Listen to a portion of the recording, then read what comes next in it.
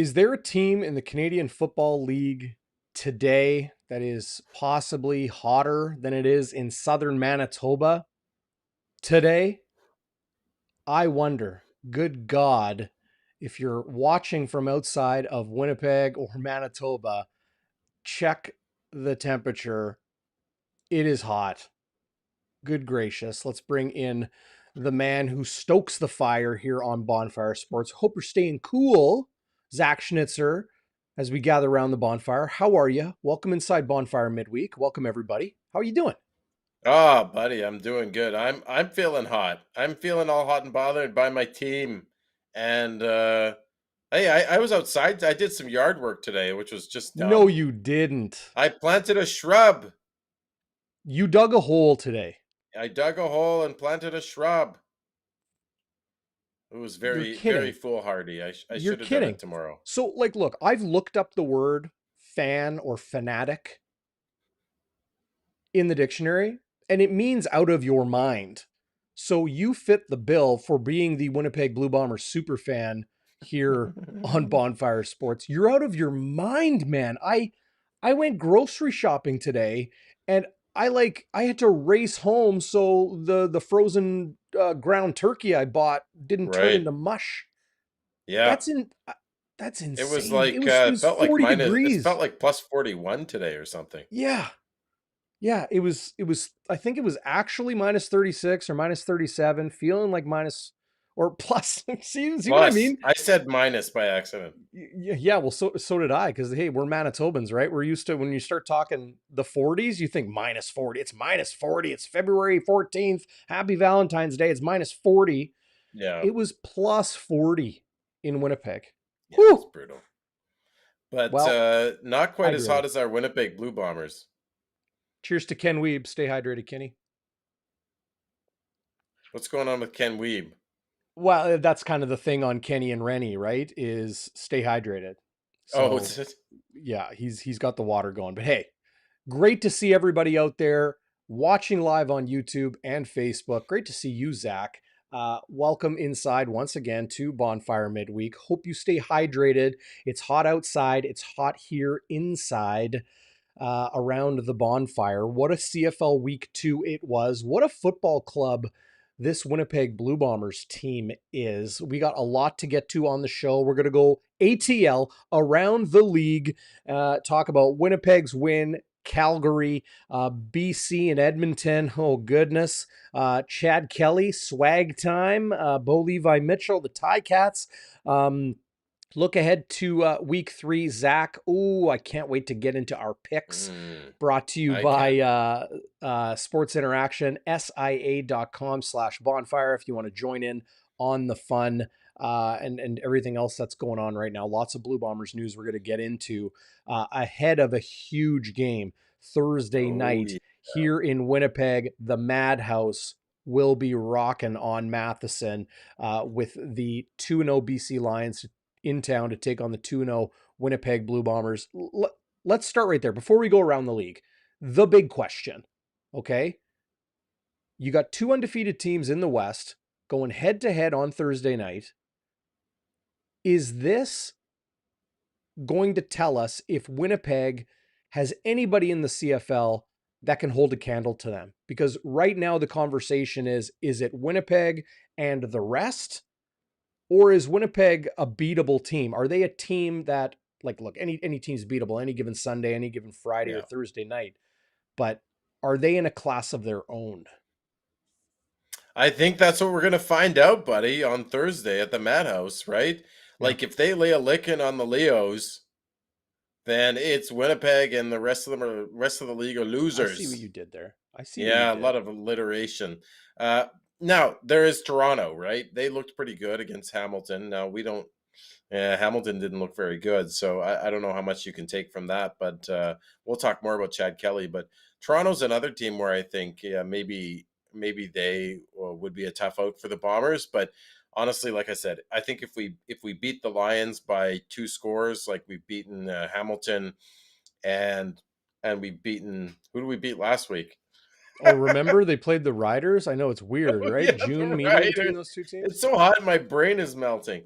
We The we beat beat them both by 2 scores, I think you're looking at a juggernaut. Yeah. You say if we Yeah, beat them by two yeah, scores. I say if they beat them yes, by two scores. If you're listening closely here on Bonfire Sports, you'll notice that, right? You'll notice that. And that's okay. You see what Zach Schnitzer's wearing. You might be yeah. watching, You listening see on the who I am. podcast afterwards. He has got his royal blue on, number 48, blazoned across his chest, the gold chain. Well, you got the bonfire hat. I don't blame you for that. I got my Sea Bears hat. Looking forward to the Oh, game nice. Wednesday night. Sea Bears Oh yeah, ball. you're making fun of me now, hey? Having a blast. I'm You know, making doing fun of you only because I'm in awe of your sure, vocal sure, sure. talents, buddy. Yeah, but you know, so you're wearing the blue and gold. I'm wearing the objective glasses, but that's what you'll notice here on Bonfire Yeah, is Zach may say we, I will say they, the Winnipeg Blue Bombers. If they win by two scores, I would say they're the class of the CFL. People in the East might say, well, we'll see when they play Toronto. Do they have Toronto anytime soon? It's I a don't shame I don't know. that we don't have a Grey Cup rematch I for know. a real stretch of time. Yeah, week 17. Is that right? Yeah, Friday, September 29th, the Argos come to Winnipeg. Jeez. Friday night football And we don't in I late don't I don't think September. we go there, do we? No, We just play them once that's again, the way it just like goes. last year. It's the way it So, goes. But you know what? Bombers Riders three times in the regular season, plus once in the preseason, plus maybe once in the playoffs. I'll take that. maybe. I'll take Yep. that. That's how it's Uh, looking in the West that we'd probably see them. so you see the schedule on your screen, week 3 coming up, but let's go back to week 2. It was a very entertaining week once again in the CFL. The Calgary Stampeders go into Ottawa, still no Jeremiah Masoli. The Red Blacks are on a bye this week. No indication whether Masoli will be back for week 4. They do come to Winnipeg, the Ottawa Red Blacks, that is, in CFL week 6. Saturday, July 15th, they come to Winnipeg. I'm lying. Winnipeg goes to Ottawa Saturday, July 15th. Am I on the ball today? July 15th. Okay. I don't know. But the Stampeders and Ottawa Red Blacks got things going with the Stamps coming away with an 11-point win, 26-15. Jake Mayer threw for 332 yards, no touchdowns, and it was Dedrick Mills who was carrying the rock. 102 yards on the ground. That number corrected, had a touchdown. Of course, Kadeem Carey still on the 6-game injured list. Ottawa looks lost without their QB1. So I Yeah. think a lot of people in Ottawa are waiting for Jeremiah Masoli to get healthy. I don't blame them. They totally looked lost. I don't know what Arbuckle's doing. I feel bad for the guy because he's kind of a journeyman at this point. But yeah, Beggleton had a big game, 8 catches for 141 yards. But a lot of that seemed to come in the second half. In the first half, this game was pretty close with Mm. Danders with the kick return touchdown to make it close. But yeah, Ottawa, and Hamilton look listless. Stampeder's not really scaring anybody right now. Ottawa No, winless in the East. yeah. The Winnipeg Blue Bombers in Saskatchewan loved it. Match up the Prairie Rivals in June. The Bombers were within 3 points. I should say the Riders were within 3 points of the Bombers in the middle of the third quarter. Then Generian Grant blew the top off of Mosaic Stadium, left the toilet seat up uh, with just That's a good. legendary 92-yard punt return touchdown. Mike O'Shea corrected us all. I thought it was 2 straight arms. If you showed me the clip, I would say 2 straight. He said 3 straight arms. And then the ability to turn the corner the way he did to show the grit and just the will to make that return happen. Put some distance between Winnipeg and Saskatchewan. The Riders lost a whole bunch of starters in the second half, and they lost the game in the second half. 45-27. The Bombers improved to 2-0. The Riders 1-1 on the season. Zach, it's been what, 8-9 games in a row. The Bombers have beat the Rough Riders. They really have their number. 8 in a row, baby. The grade eight with grade eight. Zach Collaros, it's 8 in a row, including playoffs. It's just a wonderful feeling. The to beat our friends in Saskatchewan like a rented mule. It's just it's wonderful. And you're talking about the Generian Grant return. I mean, he not only did he stiff arm guys, he's not a big guy, right? Generian Grant, he's not a hulking figure by any means. And he was straight arming guys like Bruno Labelle and Jorgen Huss, like guys who are like 100 pounds heavier than him, or not 100, but you know, Bigger, bigger guys. much bigger. Yeah. And guys that had the angle on him, he just Yeah. turned the corner and beat them. Was really something. Want to mention this.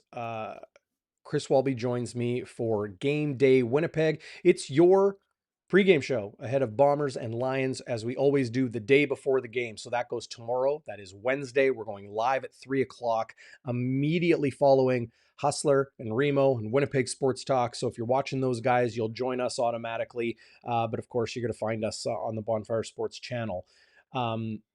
Chris and I are going to have some clips to play, including Mike O'Shea on the kick return, what running hard means, like what that actually means in football.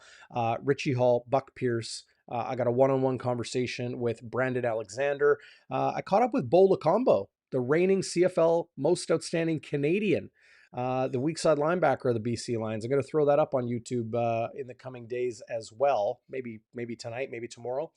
And want to make sure everybody knows that new time with the Thursday game. Moving on, Zach, to, well, Winnipeg's opponent. I was just mentioning the BC Lions. They got the big, the free space on the bingo card, which is the Edmonton Elks right now. 22-0. The Yeah. Lions just Sad. roll. And I wouldn't Sad. say the BC Lions in week 2 knocked anyone's socks off. It was a pretty methodic process to a 22-0 victory. I think it was 9-0 or 12-0 at halftime. Yeah. Four It was field 9-0, goals in the just three first three half. field Yeah. goals. But Yeah. Edmonton couldn't do anything offensively. They are completely inept. Do you think it's as crazy as me, Zach, that head coach Chris Jones, their general manager, says we have our quarterback, and that's that? No, it doesn't. It's not crazy to me. First of all, I think it's not just Cornelius. I think the whole offense looks lost. Like if you can't get Kevin Brown some yards, their running back, who's a bit of a firecracker, right? If he can't get any yards, they can't run. They can't run block. The receivers sometimes looked like they didn't know what they were doing. So I don't think it's just Cornelius, but Cornelius is known to, or Corn Dog as they call him, he's known to have accuracy issues. So I don't know what they thought they were going to get, why they thought that would magically improve this year. But I think it's a coach just standing by his quarterback. But it's also a coach that doesn't really care about his quarterbacks historically, right? Like, I think a lot of offenses who've played under Chris Jones just probably feel ignored. So it doesn't surprise me. It's Yeah, just sad. Edmonton was shut out for the first time in 47 years. and now they return back home. We'll see what Yeah. they can get cooking against Chad Kelly and the Argonauts. Speaking of But Chad Kelly, yes, that Chad Kelly. concluded CFL Week 2, and Toronto had the Week 1 bye, so they go to Week 2, their own, the first game of the season, and overall, I think the main storyline coming out of this game, yeah, as much as it is Chad Kelly and 3 rushing touchdowns, it's Bo Levi Mitchell still not looking comfortable or efficient or proficient in this Tiger Cats offense. And now apparently it looks like a groin injury. And Matthew It looked like it, Cianetti of yeah. TSN, of course, fantastic reporter, better guy. He was at Ticats practice on Tuesday and talked to Orlando Steinauer, and Steinauer says Bo Levi Mitchell will dress. That's the kind of guy he is the way the head coach put it. But there is almost zero chance of Bo Levi Mitchell playing, which is interesting with the Ticats home to Montreal on Friday. It's an odd. Have you ever heard that before? Just say that someone's gonna Yeah, a starting yeah. quarterback's gonna dress and not play. It's a little strange, but it's not completely out of the ordinary. Not completely. It's Like, happened. It happens. so does Quarterbacks are that like mean? coaches, right? What does that mean? He's not 100%, but he's still going to dress because he's committed to the team. Like, he's not. He doesn't give you as good a chance to win as Schiltz. Well, I don't think he's healthy enough to play. Yeah. So why is he Plain dressing? and simple. So why does he need shoulder pads on? Why does he need a jersey? I Why mean, is he taking up a roster spot? well, if they're going to dress three quarterbacks anyway, I understand, Bo can be your third stringer. Um, Yeah, I don't know. if it's an My eyebrows are absolute going up here. six alarm fire, I don't know. It's not completely out of the ordinary. Teams have been known to Yeah, do this in the past because the quarterback, it's a different position. It's not like, well, I'm a sure. linebacker and I can't play at all and I'm going to dress. Quarterback is a little bit different. Maybe like an But if he's emergency in, like, goalie. do they have a quarterback on the practice roster? Put the quarterback from the practice roster on I'd third have to look string. that I don't up. know. I'd have If to I'm look that up. Orlando Steinauer, am I even happy with what Bo's been put down on the table? He played like garbage against Toronto before he got injured. He threw two picks. One was egregious. He threw it looked like Brett Favre, but he just tossed a duck back against his own body. Um, yeah, he looked terrible. Ticats do not Which have a fourth they don't quarterback. have. So I Yeah. mean, and this again, like, I thought Bo was done last year. He showed me a little bit in week one, and again in his game against us, Darren, that he maybe had some stuff left, Hmm. but I don't know, man. That shoulder surgery, it just seems to affect his entire throwing motion and his accuracy and his, I don't know about his decision making, I don't know but if it's a maybe physical like the lower body injury that's keeping him out for week three, no. and probably but that aside, Yeah, when it comes to his shoulder and what you're talking about, I don't think it's anything physical that's holding him back. I really you don't. don't think so, eh? No, no, Just mental. I think he is, yeah, mental, or it's just you know the, the gel or the chemistry with the team, or the comfortability. As much as I hate that word, comfortability, Yeah, I hate that word too. the comfort with that offensive system.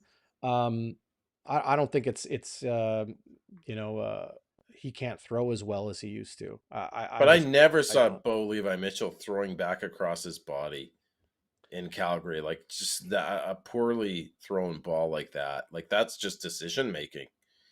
There wasn't even a Ticat receiver in the vicinity. Yeah, Like, he's trying too hard almost. right. Right. Remember Matt Nichols when not nothing injury comparison, but remember when Matt Nichols was like everyone was talking about being a game manager, Yeah, and then he would go out there and almost try too hard, like he would try to yeah, make throws and try to do things especially late in the game to like really give Winnipeg an advantage and blow the doors off the opponent sort of thing. He would turn the ball over. I yeah, think that's what we see from Bo Levi. yeah. Could be, Yeah. So it could was a be. 32-14 victory for the Toronto Argonauts. They're 1-0. The Ticats, 0-2, and home opener without their franchise quarterback in a Grey Cup Again, here. It's really yeah, something. against a beatable team in Montreal and a divisional opponent, and if they lose that game, boy, oh boy. Yeah. Well, and Montreal coming off a bye too, so they've been preparing. Yeah, They've been yeah. prepping. They've been watching. They've been prepping. Yeah. Speaking of watching, where do you like to watch the games? Maybe you want to go Shannon's down Irish to Pub, of course. Yes, maybe you want to head down to Shannon's Irish Pub. 21 beers on tap, all your favorite drinks, cocktails, shots, as well as um, just outstanding food. Like I say it over and over again, their wings are off the charts. So many good flavors, and they are not to be messed with. You gotta go to Shannon's and check out their wings and tons of other really good food items on their menu. 175 Carlton Street, just a quick slant down the block from True North Square, underneath the streets of Winnipeg. A bit of a hidden gem. Awesome atmosphere there. So go see our friends at Shannon's Irish Pub. Okay, the Winnipeg Blue Bombers hit the practice field on Monday. I was there. I dropped a quick update on the health situation of Winnipeg coming out of that week 2 win in Regina, going into week 3 at home against BC. Brady Oliveira is officially listed as doubtful, not questionable, doubtful. That's a downgrade. When it comes to an injury designation, thorax is what it's listed as. What is that? Well, the thorax is anything from your neck to your groin and, your left rib to your right rib. It's the entire torso. So could be anything. Like But he's an that's the official insect. injury designation on Brady Oliveira. Demario Houston, personal issue, has not been at practice the last couple days. Alden Darby was back practicing on day 2. Who am I missing? Oh Shown. yeah, Dalton Schoen. Probably going to be good to go, but he was an absolute beast. He took a couple of huge shots. Oh Oh my man, God. yeah. And Zach Collaros took a couple of huge shots downfield to Dalton Schoen. 8 catches on Nice. 12 targets for Nice, Darrin. 145 yards and a You take touch. a shot, Ooh. buddy. You Yep. take a shot for that. Yeah, I'd take a shot for that, no doubt. So overall, I think Winnipeg is going to be looking okay. I'm going to pull up the injury report for the BC Lions, but this is a short week for BC, Right. right? Very They short. Yeah. played on Saturday. Saturday, and now they're playing Yeah. Thursday in Winnipeg. So they got On travel. the They got a road. short Yeah. week. Yeah. It'll be interesting to see how that shakes out. But what are you seeing from the Winnipeg Blue Bombers right now, Zach? I know that it gives you. We always take a couple days. Speaking of taking a Yeah. shot, you take a couple days after taking some shots, Yeah. theoretically, or I jokingly say that, but when you can sober up a little bit and give us Yes, a second sir. thought. Well, as I always do, my questions, concerns, and crazy good moment, buddy. Question, I noticed it was Drew Brown again on short yardage. Ever Hmm. since Piggy T got stuffed twice by the Hamilton Tiger Cats on the goal line in the first half of our home opener, we haven't seen him. And Mike O'Shea talked about that on his show, said right now Drew Brown has it down and Piggy T needs a little more practice. So he actually, Mike O'Shea actually gave some information. So Piggy T not really up to snuff quite yet, but I don't think it's over for Piggy. I think you don't want to risk Drew Brown if you don't have to. So I see them using Piggy. Maybe Piggy just has to get more comfortable with short yardage. The other question I had was, are the Bombers getting more ballsy?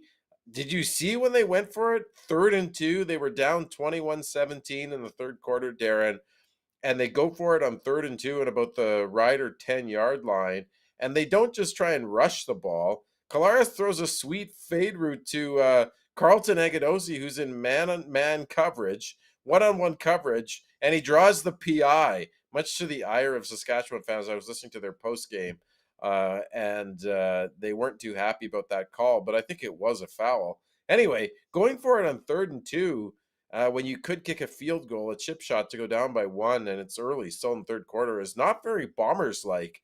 They're usually more methodical and conservative. So I'm wondering what are we seeing a new trend? Are they so confident in Aigadosi in one-on-one coverage because he's such a big man that they think, he's either going to catch it for a touchdown or he's going to draw a PI flag, which he did. So those are my questions, concerns. So I was thinking about, they give up 4 bills plus in pass yardage to Trevor Harris and that Ryder offense. Is that a point of concern for a Bomber fan? Maybe a little bit, but then, once Saskatchewan went up 21-17, the Bombers outscored them 28-6 in the third and fourth quarter. 28-6. And that's just what our dark side defense does. You can get yardage on them, but they're not going to give up points at critical times. So, you know what? I'm not actually concerned about the amount of pass yardage they gave up. And, Trevor Harris is like an ace pitcher. When he's on, he gets the ball out fast. 1, 2, 3, he throws it. When he's on, he's really accurate. It's hard to stop that. I mean, especially when you don't want to get beat deep, you're going to play off a little bit. So I'm not concerned. I don't know about you, Firestarters. Are you concerned about the amount of yardage they gave up? Like I said, it was over 400 yards. But you know what? They settled for field goals after that. and the Bombers were 5 for 5 in the red zone. So there you go. And of course, my crazy good moment is the Generian Grant touchdown. How can it not be? Now, Darren, I don't know if you read this on Three Down, but Gizmo was saying that it wasn't so like it wasn't so much Generian that torched the Riders as they were missing tackles. I think it was a little bit of both. Column A, column B. I mean, he stiff armed one of his stiff arms. He actually used it to push off and propel him to the outside to break contain. Yeah. It was just nuts what he did. And I have to say, though, nobody's talking about the nice Jake Kelly block at the end of it, too, because he was running out of steam at the end, Generian, and Jake Kelly gets in front of a Saskatchewan Rough Rider tackler. So that was pretty spectacular. I'll get your thoughts on that one in a second, and whether, what you think of it in comparison to Gizmo. Gizmo had 31 of them. That's crazy. Generian Grant only has 10 now. The other crazy good moment when I watched it again was the Schoen shoe top touchdown catch Hmm. in the first quarter. Like Claris throws it. He's surrounded by three guys. Claris throws it the only place down and away where there's no defender, and Schoen picks it up basically off the turf. Like it was really a true shoe top catch. The skill on display there was insane. So that was another one. But just Zach throwing it in the only place that Dalton could get it without getting knocked away or picked off, and he trusts his receiver to go get it. But anyway, buddy, like, what did you? Any further thoughts on that Generian Grant return? I'll just say this. I don't know if I'm a fan of comparing a kick return touchdown from 2023 to a kick return touchdown from 1993 or whenever. I'm just I'm just not a fan of that. It's like uh, the conversations about the goat and comparing Michael Jordan to LeBron James and Kobe, or comparing Warren Moon to Doug Flutie to Right. Anthony Calvillo and those sorts of things. Um, I think Generian Grant had one of the greatest kick returns of all time. And I can Yeah. say that because I'm not comparing it to the 2000s or the 90s or the 80s or the 60s or whatever. I think it's just take it for what we saw. It was incredible. Yeah. It was outstanding. It was a true highlight in the truest Yeah. sense of the word. And good on him. Good on everybody that was on the field for Winnipeg. Jake Kelly and to the other 10 guys, in addition to Generian Grant, that all did their job on that. It was awesome. And I Yeah. think we should just leave it at that, and Three Down Nation, they're doing what they do, right? And they are trying to answer a question that fans are talking about. So I get that, but I'm just not one for making those comparisons. Well, and I lastly on that, I saw they posted the Gizmo Williams touchdown that Gizmo said was better than Grant's, and he kind of runs into a pile and then miraculously gets out of it. It was pretty good. It was a good return, but Grant's, I don't know, man. That was just crazy. And I have my blue and gold glasses, as you know, Darren, right? Blue and gold prescription lenses, but I just thought like it's I watched it again. It wasn't that Saskatchewan was missing tackles left and right. Generian Generian Grant stiff armed them. Like they weren't just missing him. He stiff armed guys that were way heavier than him, and he outran the angle there on contain, which was crazy. Yeah. And then he he ran probably what 170, 180 yards. Insane. Yeah. The Canadian field, as many of you out there know, roughly 65 yards wide. Not exactly, roughly. Yeah. It's like, I don't know, 63 point something. Anyway, um,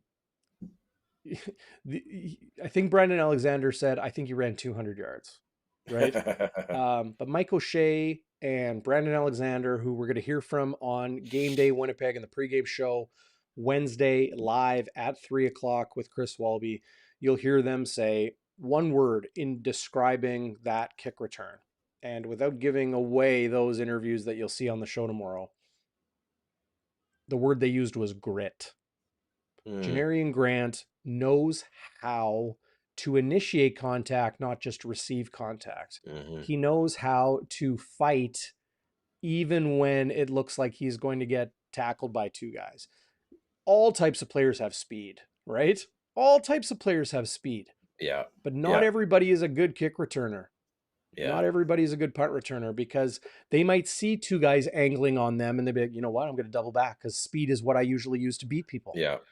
And Generian Grant goes, you got two angles on me. I'm going to push you just enough to gain that inch, or in Canada, centimeter, and gain that small edge to then beat you. And that, I think, grit is such a great word that the Winnipeg Blue Bombers coaches and players used in describing that return. Awesome moment, week two, Yeah. and already a play of the Yeah. year Play candidate, of the year for as sure. I Adam Bighill pointed out. But I like what Waiters is saying that that Generian has returned a touchdown, a kick return touchdown in 3 of his last 4 games, if you include the playoffs last year. That's nuts. What was he doing in Hamilton? I guess he was asleep at the wheel, but BC in the West Finals, Toronto in the Grey Cup, and yeah, now like it's wow, nuts. And Waiters is also saying Mark Killam, the special teams coordinator, very well respected special team coordinator of the Calgary Stampeders, said Grant is the only player that keeps him up at night. wow, I could see that's that. awesome. Well But done, Waiter. Janarian Appreciate that. Grant, like not to get into our preview yet, but I should say just to tee up the game, Darren.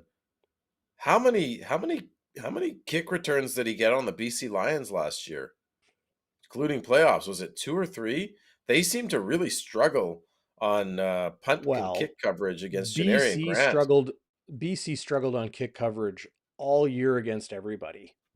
It was one area where they were brutally weak. Yeah. Um, so I don't think that was a Winnipeg versus BC thing, but I hear what you're saying. But they're Uh, vulnerable to it, so yeah, that could be a big advantage for Winnipeg on Thursday.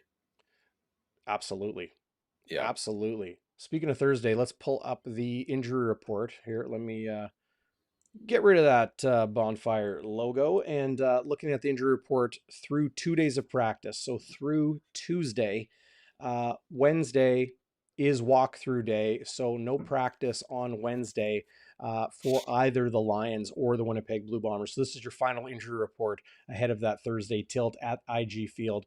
The ones we're looking most closely at: Mike Jones, defensive back, of course, one of the outstanding Winnipeg Blue Bombers players in the 2019 victory in Calgary over the Hamilton Tiger Cats.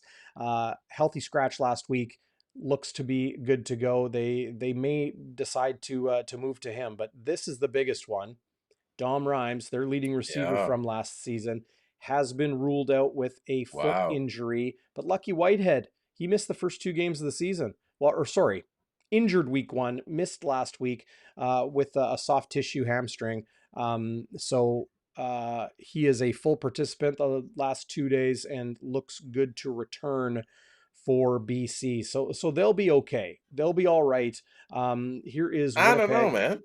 Hey, I Whitehead, sorry to interrupt. Whitehead doesn't scare me very much anymore. no, like the reason I say the BC Lions will be good is because they've got a ton of depth at receiver. So Yeah. if you lose Dom Hatcher, Rhymes and you Hollins, yeah. gain Lucky Whitehead, it's kind of a wash to me. But Yeah. yeah, I like, hey, if I'm a fantasy team owner, would I rather have Dominique Rhymes than Lucky Yeah. Whitehead? Yeah, I would. But Yeah. I don't know. Lucky's one of those guys that, like, against his former team, and everybody in the building at the Madhouse on Thursday knows who Lucky Whitehead is. They're going to be watching him more than a Dominique Rhymes. They would be. So What was the maybe he's going to have a little juice. last time they played against Lucky Whitehead, didn't Brandon Alexander knock him out of the game? Maybe I'm thinking in 2021. I might be thinking 2021. Well, what He I laid a wonder licking on him. is, okay, so look, anybody placed on the injury report, meaning you miss because of, a personal issue, like you see here, Demario Houston, not injury related, did not practice this week. He's questionable.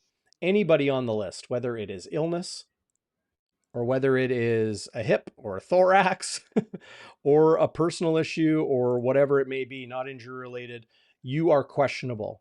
That's the minimum designation on the injury report. Okay. But Brady Oliveira is doubtful.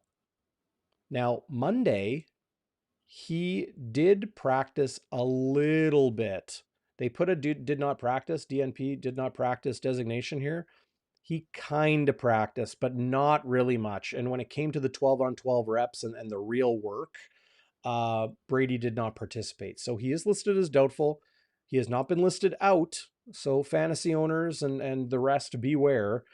Brady Oliveira is possible to play, but listed as doubtful. Dalton Schoen, because he didn't practice on Monday, full participant Tuesday, questionable, as will be minimum. Tuieli has been on the 1 game injured list to start the season. He is questionable. My understanding is, by deciphering the CFL transaction wire, Zach, that Jacob Scott, SZOTT, Jacob Scott, has been deactivated from the active roster, likely going on the practice roster. So maybe Tuieli is back healthy and good to go. We'll see about that. Alden Darby Jr. had an illness this week, practiced fully on Tuesday. He is very likely good to go. We'll see what's up with Demario Houston. We'll probably get a better picture. We'll definitely get a better picture when the depth chart comes out Wednesday morning. But Wednesday, late morning and into the afternoon, we'll get word from head coach Mike O'Shea on the issue with the Winnipeg Blue Bombers' current starting boundary corner. Well, and you saw what happened to the Riders without Nick Marshall, their starting boundary corner. I mean, Zach attacked that side of the field. It's interesting because Winston Rose is still on he's out, right? So how do you see them accounting for Demario Houston if he's out? Well, Winnipeg is, I mean, if they have to activate a guy off the practice roster, Abu Darame Soare could, come in. Maybe Desmond Lawrence moves from field corner to Yeah, boundary corner. Here, I'll pull up the depth chart from last week and have people take a look. So this was week 2 at Saskatchewan. This is not for this week against BC. This is, as you see at the top, Saskatchewan Roughriders. Demario Houston, if he can't go, maybe they'll bump Desmond Lawrence over here. He is a yeah, CFL veteran, 3rd year in the league. So I don't think that would be too much of an issue. Maybe you bring Abu Darame Soare here. I don't think you move Evan Holm or Dietrich Nichols. I just don't right. think you move one of those guys. If Alden Darby, if there's ever an issue with him, Retta Cramdy, the Canadian special teamer, he would be the dime backer, or the strong side linebacker, as it's archaically referred. It's the dime. But the rest of the way, people asking about Kenny Lawler. Still no update on Kenny Lawler. Getting things straightened out with immigration and his ability to work in Canada. And Mike Miller, still on the 6-game injury list. I don't think anything's going to change there. Saw him on the sidelines at practice on Monday. Hard to recognize him. Shaved his head, or at least took it down real tight to the dome. But he's just watching on. Running back is interesting. People mentioning Greg McCrae. Yeah, maybe McCrae would be a 1-2 punch with Johnny Augustine at running back if Brady Oliveira is indeed down for week 3 against the BC Lions. But it'll be Oh interesting. yeah. Nothing to be presumed yet with the depth chart coming out Wednesday. Well, and another guy, I'm looking at the chat here, Peter saying Mohammed could come in. Now I know Brad Mohammed's a Muhammad, yeah. halfback, Brad Mohammed, but could he play corner? I don't know. Yeah. Brad Muhammad joined, of course, formerly of the Calgary Stampeders, and I think he started and played in 16 games for the Stamps last year. And Zach, you mentioned it when the Bombers signed him. He's had some good games against Winnipeg. Yeah, He played half for Calgary. Can he play corner? Probably. yeah, But boundary corner, I think you want a guy that knows your system, that yeah. has been here longer. I think it's smarter to put Brad Muhammad in, um, for lack of a better way of putting it, a lesser role to Hmm. begin, Yeah, because he's field been side here just makes just a sense. couple weeks. Yeah. Yeah. Well, do you want to get into our picks? Let's do it. Oof, Let's my do it. guy.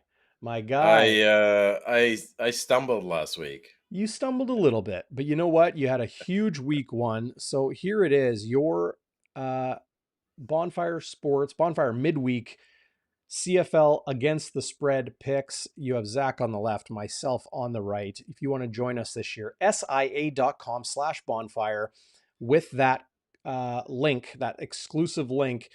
You help us out here on the channel if you sign up and make a deposit, and you can get a 100% bonus. Put a couple shekels down, as my buddy Schnitzy says. You took Hamilton -2 and placed 2 units on that. So you bet 2 units on the Ticats to cover 2. You missed Ouch. there. So that dropped you to -1, but then you had Winnipeg -6.5. They won by that and some. You only bet 1 unit on the Blue Yeah. Bombers. Well, how come? What happened? What's going on? I don't know. I just thought with the Riders, they showed a pretty good defense, and I thought it's in Regina. Well, maybe regression to the mean. We're not going to keep beating them every time or keep killing them every time. They're going to come back to earth a little bit. But hey, I was happily proven wrong. But if someone on the chat said, CJ, keep taking Winnipeg, I will this week, buddy. You were happily proven wrong, but you were right. I was right with Winnipeg. You just were hedging a little bit. I was hedging a bit, but I really I thought Hamilton would have a bounce back game. Um, Well, they that's why I they really didn't. enjoy not just making our picks, but putting something down on it. As you see here, I put 3 Yeah, units on Edmonton in week 1 and lost. So that dropped me big time. 4 overall as I went over in week 1. But 2 on BC to cover. Yeah, they rolled to that. They covered it in the first half alone. And then Calgary 6.5. I hit on that as well. So I'm back to -1 and 2-2 on the season. You're even scratch, Zach Schnitzer, but also 2-2 on the season. So we're tied up and 1 point apart.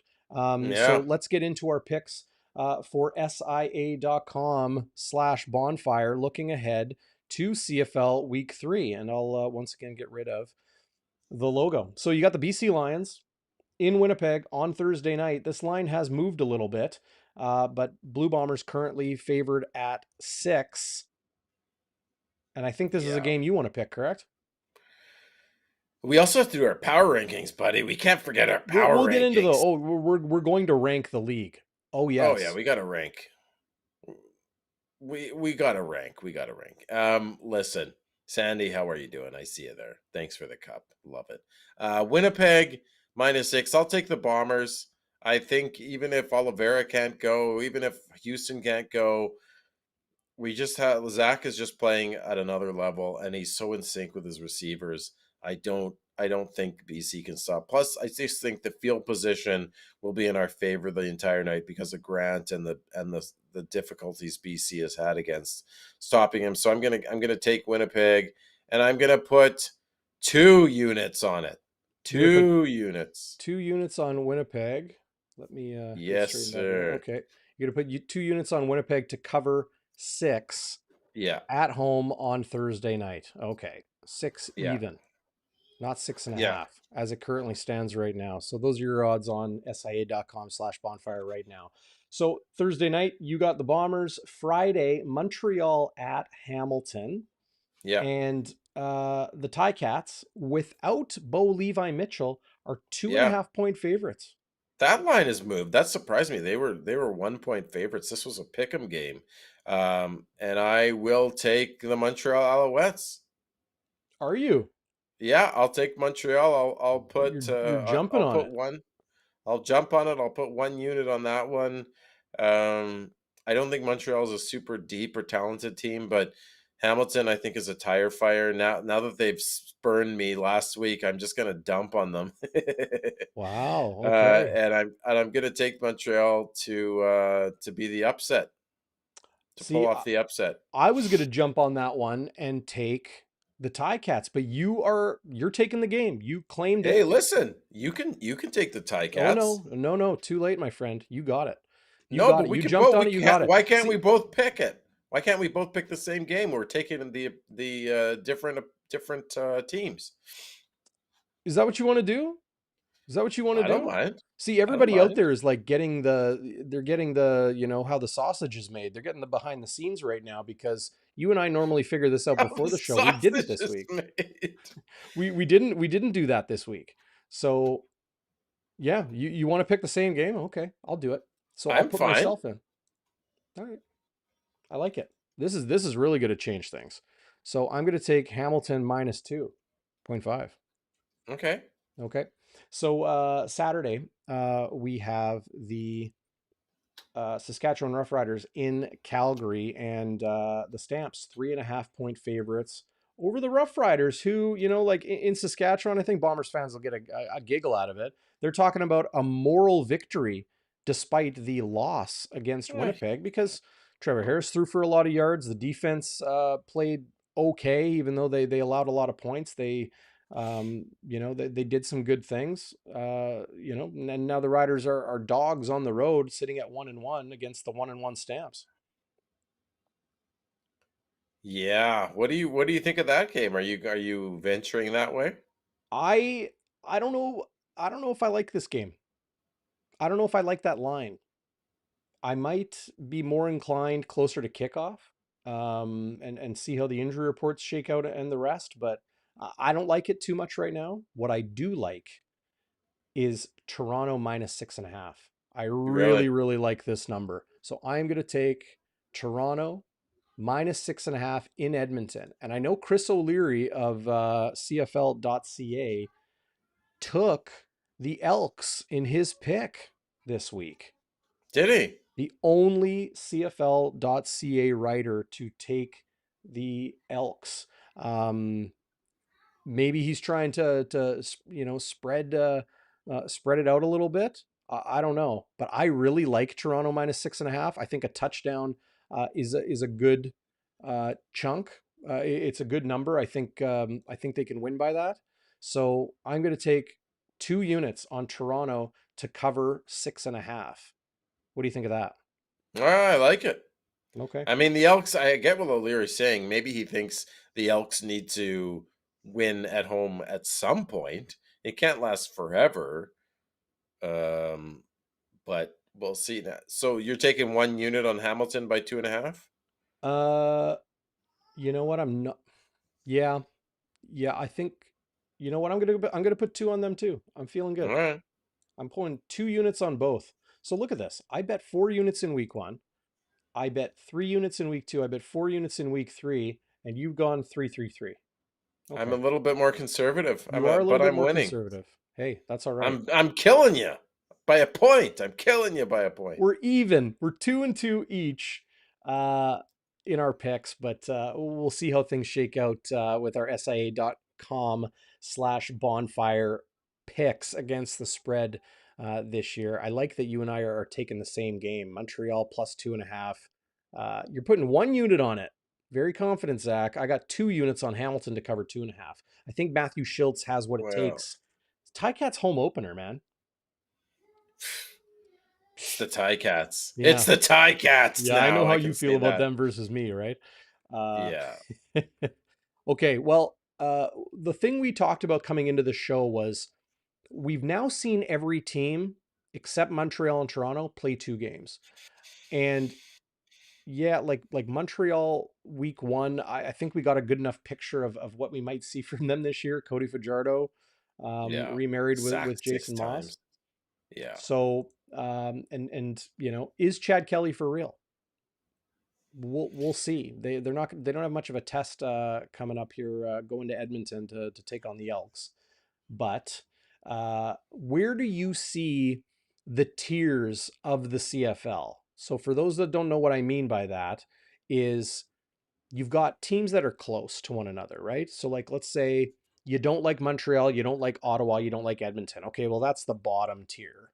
Yeah. Then you got the middle tier, right? You got Calgary, you got Saskatchewan, you got Hamilton, right? And then you got the upper tier. Okay, I like BC, I like Toronto, I like Winnipeg.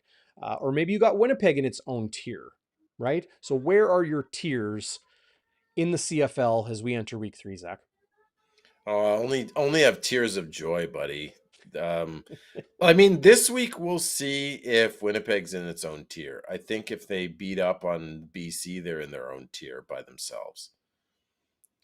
But for now, I kind of will echo what you said. I have Toronto, BC, and Winnipeg in the top tier. Okay. At the very bottom, I the only thing I would change from Montreal, Edmonton, Ottawa is I'm going to throw Hamilton down there too, Okay. because they're 0-2.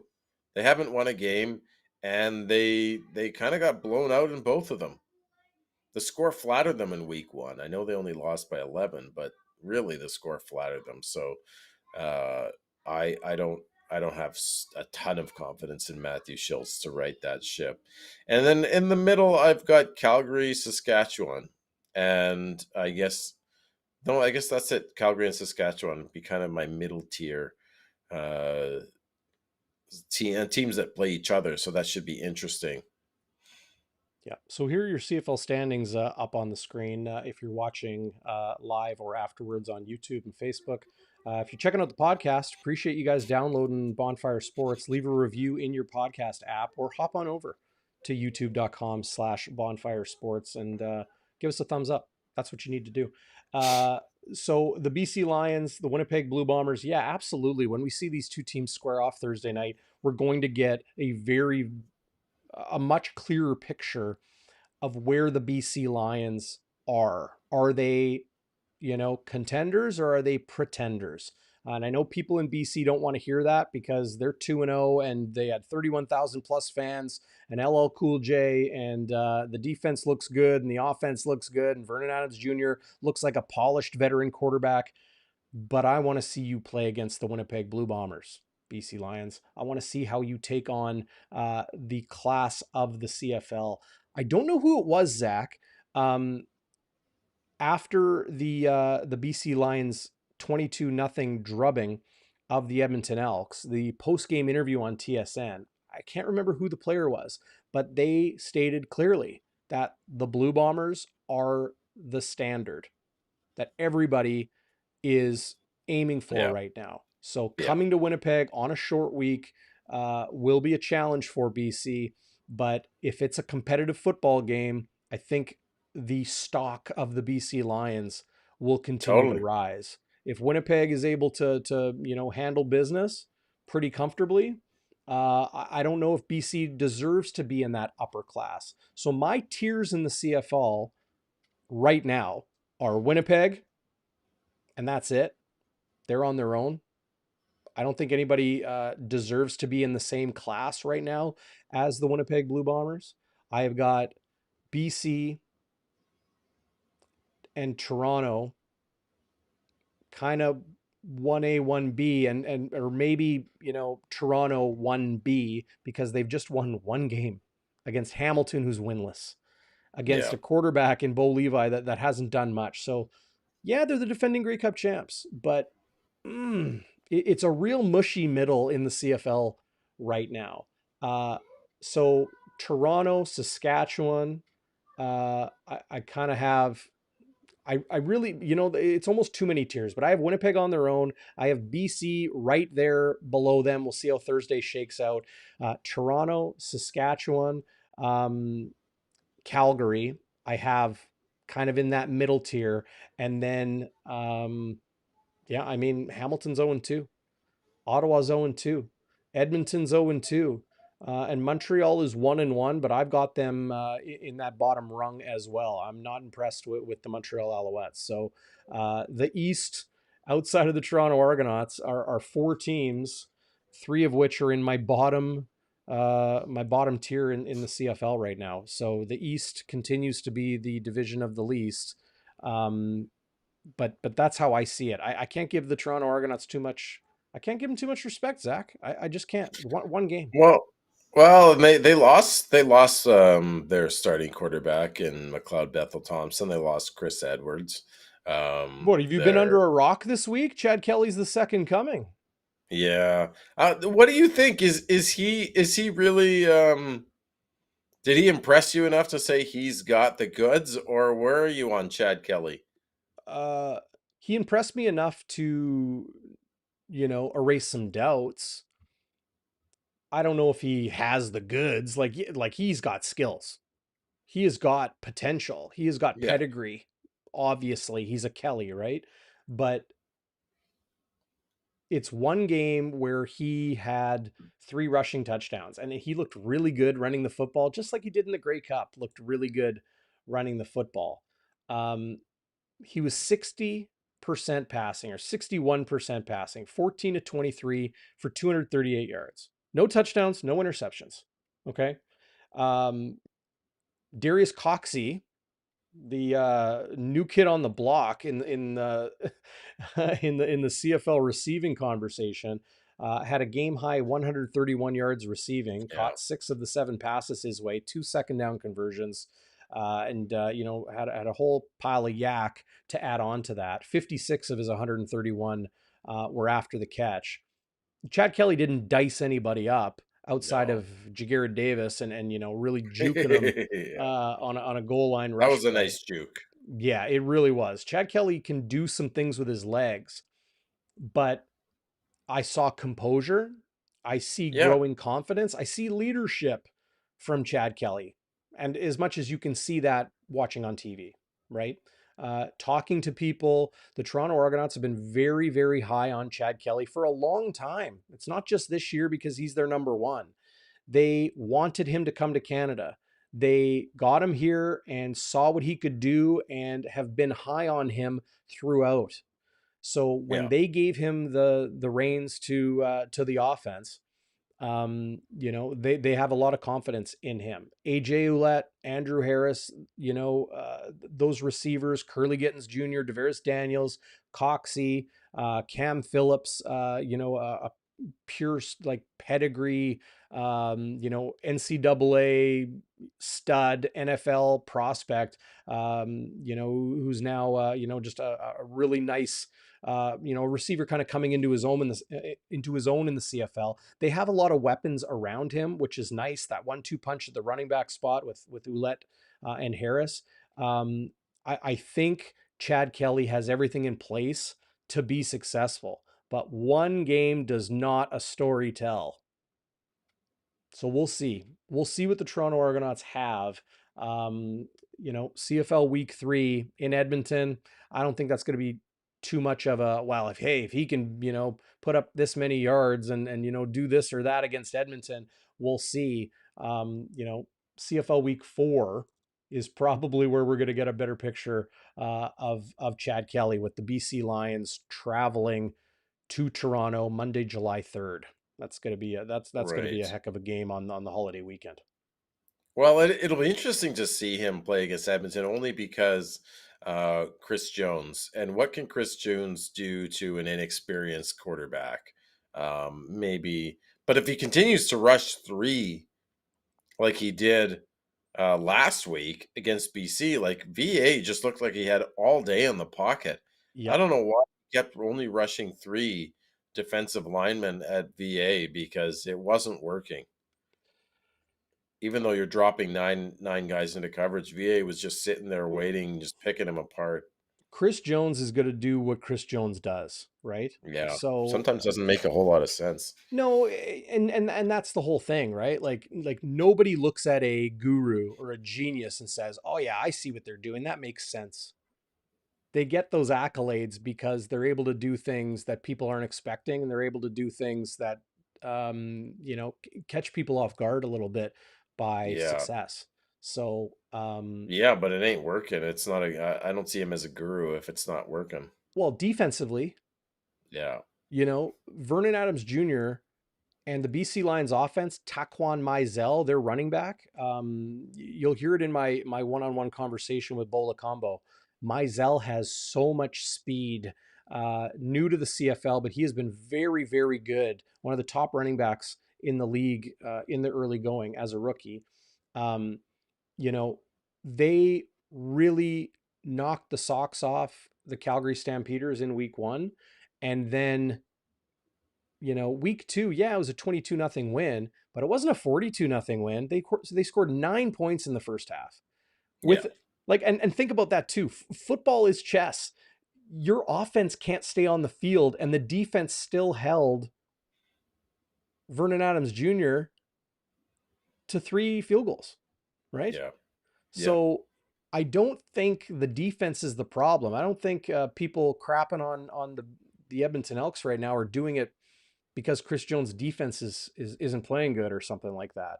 They have a quarterback that can't move the chains, plain and simple. You know, they had 10 first downs, 11 first downs Yeah. against BC last week, 0 points. He threw for less than 100 yards. Like I'll call a spade a spade. It's pathetic Yeah. It was offensively in garbage. Edmonton. Yeah. So, Yeah. Sad for Edmonton fans for sure. Like yep, it's not good for the CFL. That's their one of our flagship franchises. They can get the biggest turnout in a week to week basis. Just sad. yep. Well, hopefully brighter times are on the horizon for Edmonton. Chris Jones, we have our quarterback, so we'll see.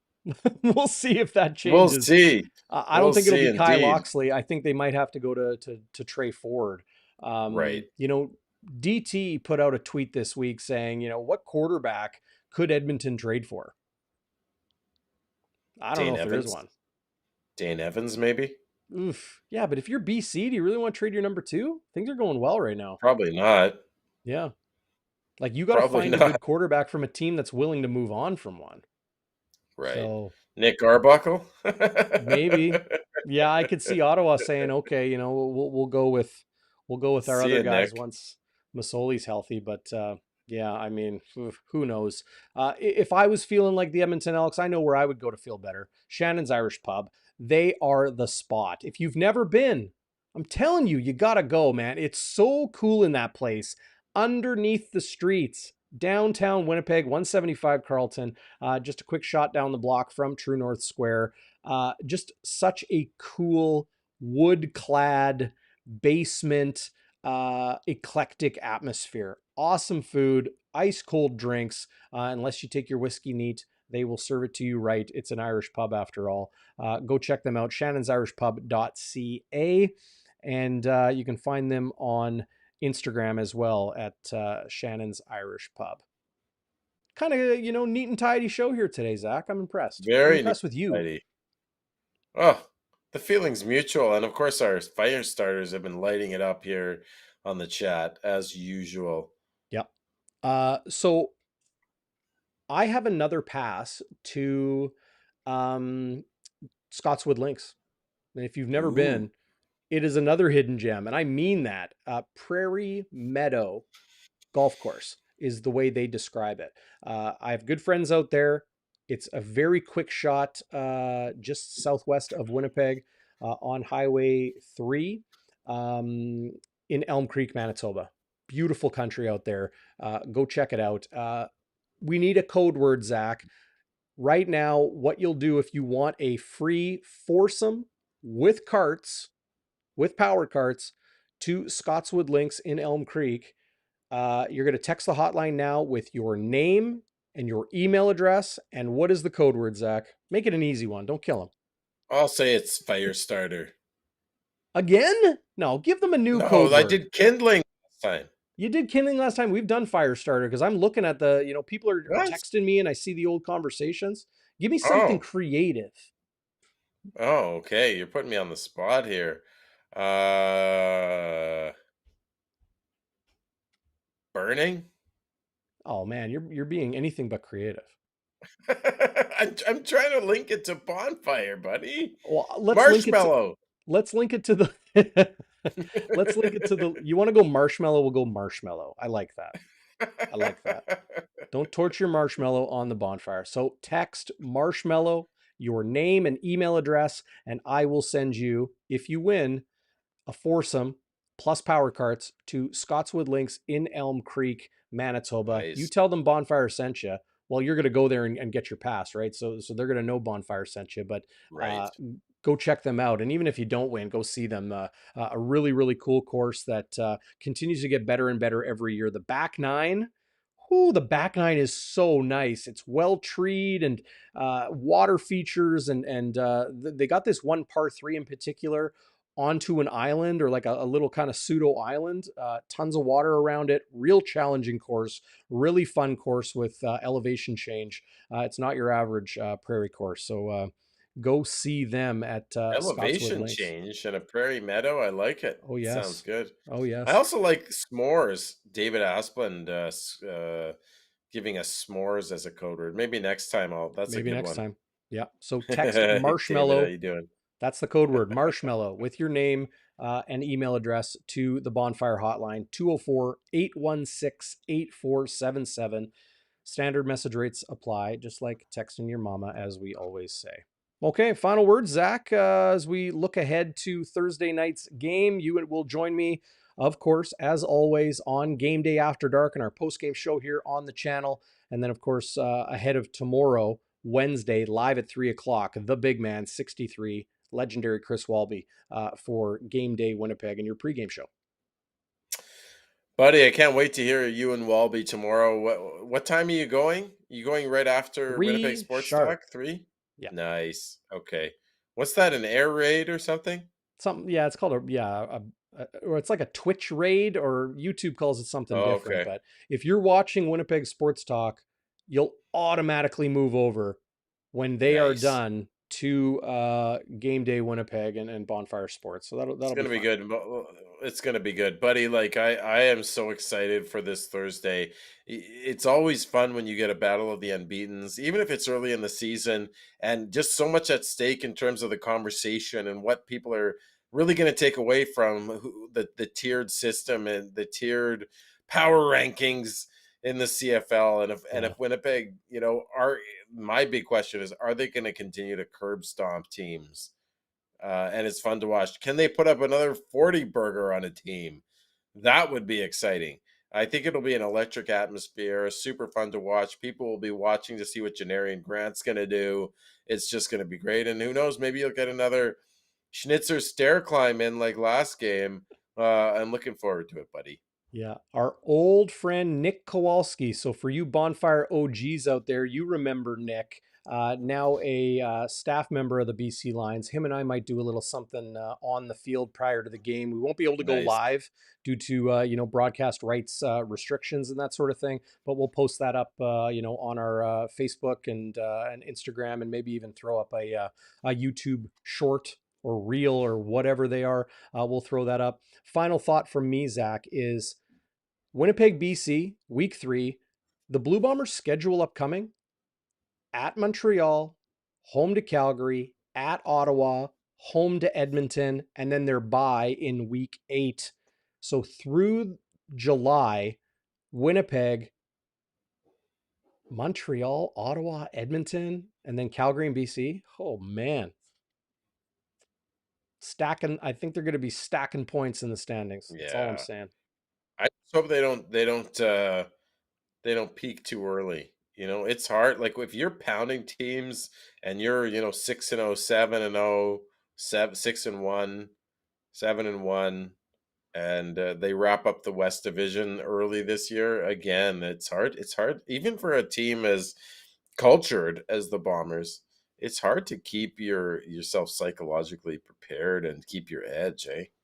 Yes, but I think in that, well said by you, in that they are cultured, right? That culture is the key of, you know, keeping your head on straight and not looking at the standings saying, oh, we've won X amount of games and, we've won by this many points. It's just going out there, doing your job on a Monday, Tuesday, Wednesday at practice, prepping on Thursday, going out there playing on Friday or whatever it might be, and just keeping focused on the task at hand. When you're as good as the Winnipeg Blue Bombers are, and yes, it's early, CFL fans. Not everybody in the bonfire tonight is tried and true blue and gold like you, Zach. Um, I understand it's early, but there's a reason people are talking about the Winnipeg Blue Bombers being the class of the CFL because of what we're seeing on the field. It's not just wins, but it's how they're winning and just the different ways that they can beat you. Let alone Zach Collaros, two-time reigning MOP, the top-rated quarterback in Pro Football Focus, week 1 and week 2. That's why everyone's looking forward to Thursday. CFL game of the week, Lions Bombers on Thursday night. I guess we'll see you then. Yeah, buddy. We'll see you Okay. after dark, as usual. I'm waiting for your magic word, as always. Have a great one, everybody. Appreciate you joining us, and we'll see you on the pregame at 3 o'clock and the postgame after the game here on Bonfire Sports. Sayonara, everybody.